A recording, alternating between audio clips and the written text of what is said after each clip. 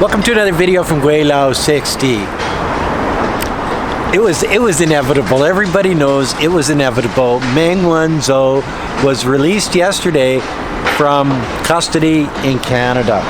It took 15 minutes in court over a video conference in a New York court to basically release her after just about 3 years of arrest in Canada. Everybody knew it was bogus charges. And earlier in the day, early on Friday, they said there was going to be a plea agreement. Fine, you're guilty, you'll never do it again, and away you go, back to China. No. The first thing she said when she went into court over video conference in New York is not guilty, not guilty. She didn't plead guilty. She has never pled guilty. Actually, the American government had tried to get her into a plea arrangement previously. Said no. They decided that wasn't in their best interest to plead guilty to something that she did not do. Okay, so a deferred prosecution agreement. And as a Canadian, I know all about these because anytime a Quebec company gets caught doing something illegal, that the Prime Minister Trudeau, because he's from Quebec, will yell, DPA, DPA, give him, well, and Jody Wilson-Raybould, our Attorney General at that time, got booted because she wouldn't give. Anyway, I digress. I do this all the time. So anyway, Meng Wanzhou, the princess of China, because she is basically the closest we have over here to royalty. Yes, she is. And she is not guilty. I'm not sure what was in the DPA because they actually haven't released, and they may never release it. I don't know. But maybe a fine. Maybe just an acknowledgement that there was a misunderstanding. You know what I mean? So it's Meng Wanzhou's coming home, and basically that's all that matters. It's a four-year DPA. It starts the day she was arrested in Vancouver. So she's got, I think, 14 months. And if over that 14 months she keeps a low profile, she doesn't do anything that says she shouldn't in the DPA, well then they just cancel the charges and it just goes away. It was like it never happened. Just about 3 years of her life. And you know what this lady did? After 3 years of her life wasted because of football by the Trump administration and by the Trudeau administration, she thanked the judge for being kind and courteous and being professional. She thanked the Canadian judicial system for being fair. She thanked the people that I don't know whether I would have had the same niceness in me, but you see, a lot of people don't understand that about the Chinese people. If they're given a fair shake, they appreciate it. Why? Because they're never given a fair shake in this world. So she acted like a princess. She acted like royalty. She acted like a well-educated person that didn't hold the people that were dealing with this case responsible for the screw-up of the political establishment to be. And I think that's what it came down to. She had dealt with it with class, a classy lady. Okay, so that's the first part of this video. Oh, the Evergrande. Okay, how did this happen in a place like China where there's so many regulations? It's an authoritarian government. How could they let this huge commercial real estate company get out of hand like that? Oh, what the hell's the matter with these people anyway, you'd think? Okay, well, you see, they don't regulate like you guys think they do. Is it another Lehman Brothers episode, the 2008 meltdown of the American economy type thing going to happen in China? Absolutely not. That's just not gonna. That's not in the cards. But what is in the cards is maybe people should listen to Xi Jinping.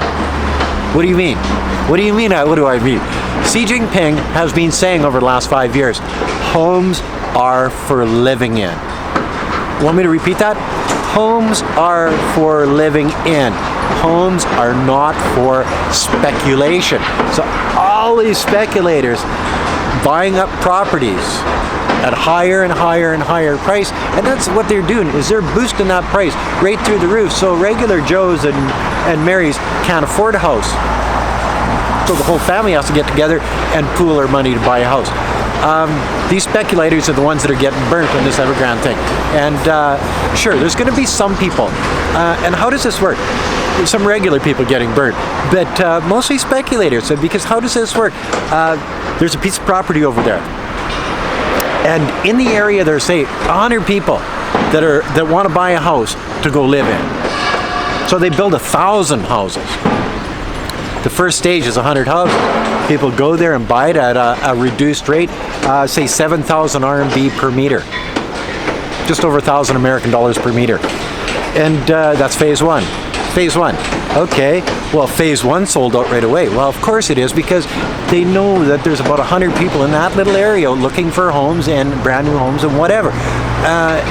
So then phase two comes up. Now, phase two is 9,000 a square meter, but phase two hasn't been built yet. Well, phase one wasn't built when they started either, but they go to the bank and they say, oh yeah, these people have put a deposit on it, we need this much money, and they finance it to the frickin' nuts, guys. Seriously. So now phase two comes up. Well, we sold phase one. Phase two is not worth 9,000 a square meter, so they get financing on 9,000 a square meter. Then phase three is 10 or 11,000 a square meter, and they get financing on 10 or 11,000 because their financing is dealt with as it is needed. It's just the way it is, and they pump paper and they pay high interest rates, and it's like a pyramid scheme. It actually is. I've been watching this go on in China for a number of years, and it's worked up until right now. And there's a number of reasons for that, and I'll get to it in a minute. But always these speculators would buy these places, they'd leave them empty, and in a number of years, 2, 3, 4 years down the road, they would sell it and they would like double their money and shit like this. So it's been working, and these speculators are the ones who've been making the money off the little people that want to live in these houses. Okay, that's the way it was. But now the shit has hit the fan and the speculators are whining because they're losing money. Well, they've made enough money over the years, so whining over some lost money or spilled milk or water under the bridge or however you want to put it is, well, back to listen to Xi Jinping. He told you 5 years ago, and he told you 4 and 3 and 2, and he's even saying it today. Houses are for living in, remember? Simple. Houses are for living in, not for speculation. Okay, so what happened? It was working great. What happened? Well, interest rates are going up. The pandemic happened. People don't have as much money. There's not as many speculators out there. There's not as many people buying houses. There's just the economy has slowed down to the point where it's not perpetuating itself. And you see, this is a big thing for China, just for the fact that 7% of all the cash transactions in China, 7% is real estate. I picked this background, and you can tell that this is not Evergrande. Actually, about 40% of the Evergrande properties have stopped building at this point. So this could be an Evergrande project behind me, but they are still building. What else could be wrong? Well, plus the Chinese government knew they had a problem with the construction companies, the real estate agencies, and whatever being sort of overextended in their loans. I think there's like 128 banks that have lent money to Evergrande, and I think 129 other businesses like insurance companies, like Ping An and stuff like that, have lent Evergrande money. So these are the ones that are going to be hurt. Boy, that sun comes out and she's hotter than a $5 pistol. It is September the 25th. and it's 34 degrees outside. It's 80% humidity, and I am loving it. I'm a Canadian boy. I come from Saskatchewan. I know what a 2-month summer is like, and the beginning of that summer is cold, and the end of that summer is cold. So when it's 34 degrees, I just wallow in the heat. So anyways, back to what else has gone wrong for the big companies like Evergrande. Well, the banking system changed. The government said, rein these people in. We know we've got a problem. Let's not let it get any more out of hand than it already is. So getting loans became a little bit more difficult. Oh yes, there's more due diligence, finding out what a property's actually worth, how much a meter it's actually worth. Although they could borrow on 11,000 RMB, the place is only worth 9,000 RMB. Now the bank's into it for more than what it's worth. Now we got a problem. And the speculators have been dropping their payments in, because you put a down payment in, okay, and that gets it built to a certain level. Then you have to make another payment, and that gets it built to a certain level. But now that the banks aren't giving out any more money, and the speculators aren't putting more money into these units because they've stopped building, well, there's no money to service a debt. There's no money from the speculators to service a bank debt, and the banks are calling these loans that, oh, it's just like a domino effect, I'm telling you, it's just ready to go. And I think they defaulted today, actually. I can't be sure of that, but I think they defaulted on their foreign investment. Don't quote me on that, though. But it's not really a default, because I've got a 30-day sort of period where they can, oh yeah, we didn't make it on time, but it's a grace period. We got 30 days, so by October the 25th, we'll know whether Evergrande defaulted. And if they do, is the government going to come in and save their ass? No, I actually don't think so. I think that's an American thing. As you saw during the pandemic, people without any money, oh, here's a handout, here's a handout, here's a handout. I don't think that's going to happen. I think that they'll guarantee the people that have put money into these houses, that these houses were built. I think they'll help them restructure. I think they'll help them finish off the projects that they've got going now. And then I think they'll crack it down into smaller units, so it's more easily managed, and go from there. I don't think the company's going to go bankrupt. I think that they just need a restructure. They need Chapter 13 protection is what they need at this point. And I think that's where the government steps in. Where are the politicians in all of this? Where are the Chinese politicians in all of this? That's a good question. They're in shit. A lot of them are in shit for letting it happen in their jurisdiction, because that's the way it works here. If you are in charge of an area and something goes terribly wrong in your area, where people get burnt, they put money in, they don't get their house, and things don't get built, it's basically partly your fault for not watching over your area as good as you should have. So there are going to be heads rolling on this one, and there's going to be Evergrande heads rolling, there's going to be speculator heads rolling, there's going to be politician heads rolling, and all because people got greedy. One company got super greedy and tried to use other people's money to make money, and that's basically the way it is. So it's no different than the United States or Canada, Great Britain. It's no different than anywhere else around the world. Businesses are greedy, governments try to regulate them.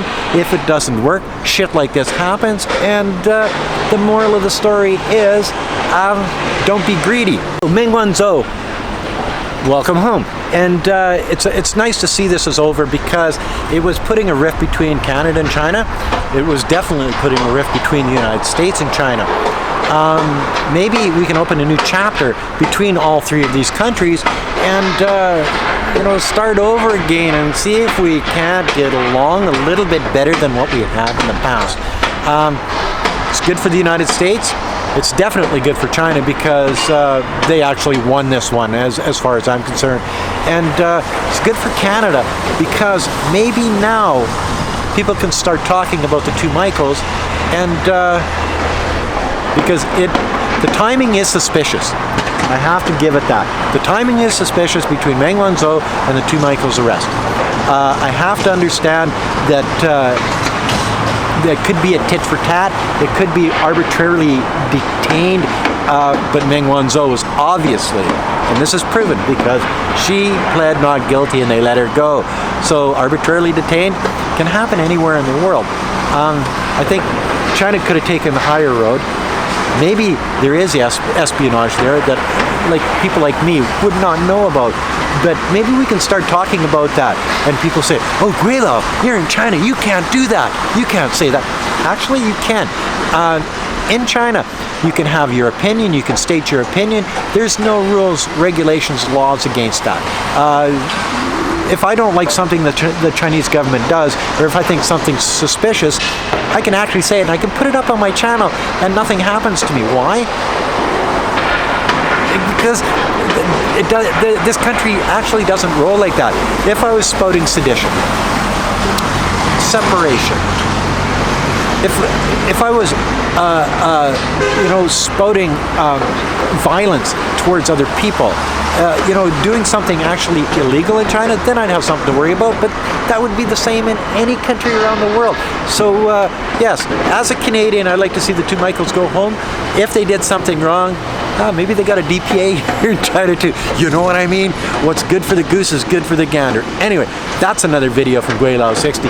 In front of a construction site during the Evergrande break in the bank moment and Meng Wanzhou coming home. If you like this video, as always, like, comment, subscribe, push that share button. Thanks for watching. Don't forget to resubscribe. Don't forget to hit the bell. And don't forget to put a couple bucks in the children's Patreon account. It's for a good cause. Not all China is big high-rises. Some of China is gorgeous, gorgeous, gorgeous. You know what I mean? I love this country. I love my life. Thanks for watching. Peace out. Bye now.